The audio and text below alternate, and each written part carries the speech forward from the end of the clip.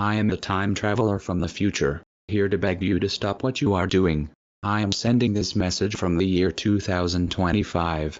Things are looking bleak here, and some of you will carry blood on your hands. If you don't believe me, please move on, as I have no way of proving to you I'm really who I claim to be.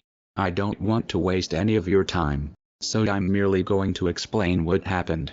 On average, every year so far, the value of Bitcoin has increased by about a factor 10, from $0.1 in 2010, to $1 in 2011, to $10 in 2012, to $100 in 2013. From now on, there's a slight slowdown, as the value increased by a factor 10 every 2 years, to $1,000 in 2015, to $10,000 in 2017, $100,000 in 2019, and $1 million in 2021.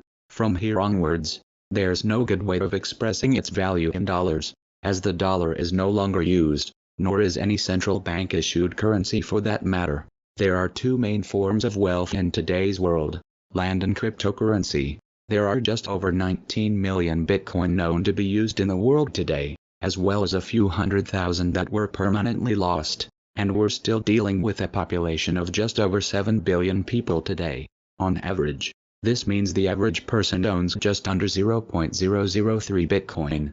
However, due to the unequal distribution of wealth in my world, the mean person owns just 0.001 Bitcoin. That's right, most of you reading this today are rich. I personally live next to an annoying young man who logged into his old Reddit account 2 years ago and discovered that he received a tip of 0.01 Bitcoin back in 2013 for calling someone a faggot, when he was a 16-year-old boy. Upon making this discovery, he bought an airline ticket, left his house without telling anyone anything, and went to a Citadel. What is a Citadel, you might wonder? Well, by the time Bitcoin became worth $1,000, services began to emerge for the Bitcoin rich, to protect themselves as well as their wealth. It started with expensive safes, then began to include bodyguards, and today, earlies, are term for early adapters, as well as those rich whose wealth survived the transition, live in isolated gated cities called citadels, where most work is automated. Most such citadels are born out of the fortification used to protect places where Bitcoin mining machines are located. The company known as ASIC Miner to you is known to me as a city where Mr. Friedman rules as a king. In my world, soon to be your world, most governments no longer exist, as Bitcoin transactions are done anonymously, and thus most governments can enforce no taxation on their citizens. Most of the success of Bitcoin is due to the fact that Bitcoin turned out to be an effective method to hide your wealth from the government, whereas people entering rogue states, like Luxembourg, Monaco and Liechtenstein, were followed by unmanned drones to ensure that governments know who is hiding wealth. No such option was available to stop people from hiding their money in Bitcoin. Governments tried to stay relevant in my society by buying Bitcoin, which just made the problem worse. By increasing the value of Bitcoin, governments did so in secret, of course. But my generation's Snowdens are in fact greedy government employees who transferred Bitcoin to their own private account, and escaped to marketplaces where no questions are asked as long as you can cough up some money. The four institutions with the largest still accessible Bitcoin balance are believed to be as following: ASIC Miner, 50,000 Bitcoin; the IMF's Currency Stabilization Fund, 70,000 Bitcoin; Government of Saudi Arabia, 110,000 Bitcoin; the North Korean government, 180,000 Bitcoin. Economic growth today is about -2% per year. Why is this? If you own more than 0.01 Bitcoin, chances are you don't do anything with your money. There is no inflation, and thus no incentive to invest your money. Just like the medieval ages had no significant economic growth, as wealth was measured in gold, our society has no economic growth either, as people know their 0.01 Bitcoin will be enough to last them a lifetime. The fact that there are still new Bitcoin released is what prevents our world from collapse so far, it seems. But people fear that the decline in inflation that will occur during the next block halving may further wreck our economy. What happened to the Winklevoss twins? The Winklevoss twins were among the first to die. After seeing the enormous damage done to the fabric of society, terrorist movements emerged that sought to hunt down and murder anyone known to have a large balance of Bitcoin, or believed to be responsible in any way for the development of cryptocurrency. Ironically, these terrorist movements use Bitcoin to anonymously fund their operations.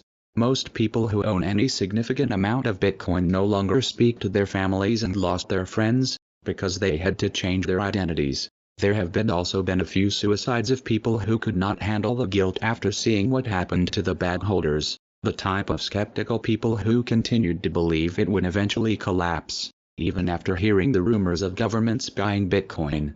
Many people were taken hostage, and thus, it is suspected that 25% of Bitcoin rich actually physically tortured someone to get him to spill his password.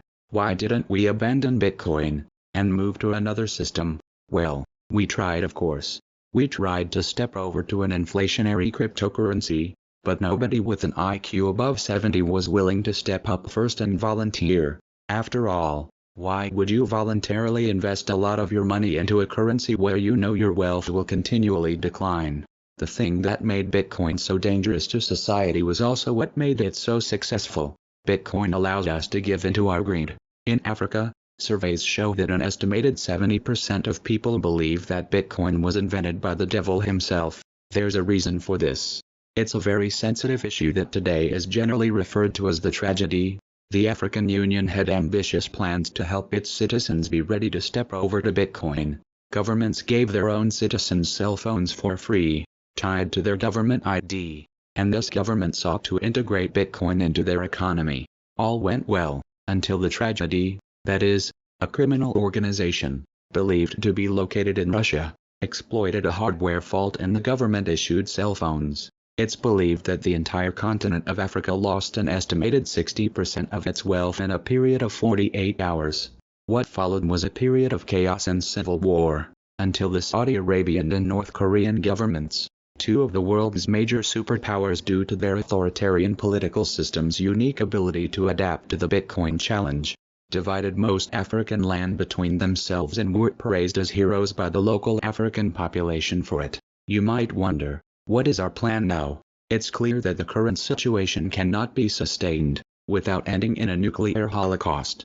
I am part of an underground network who seek to launch a coordinated attack against the very infrastructure of the internet itself. We have at our disposal about 20 nuclear submarines, which we will use to cut all underwater cables between different continents. After this has been successfully achieved, we will launch a simultaneous nuclear pulse attack on every densely population area of the world.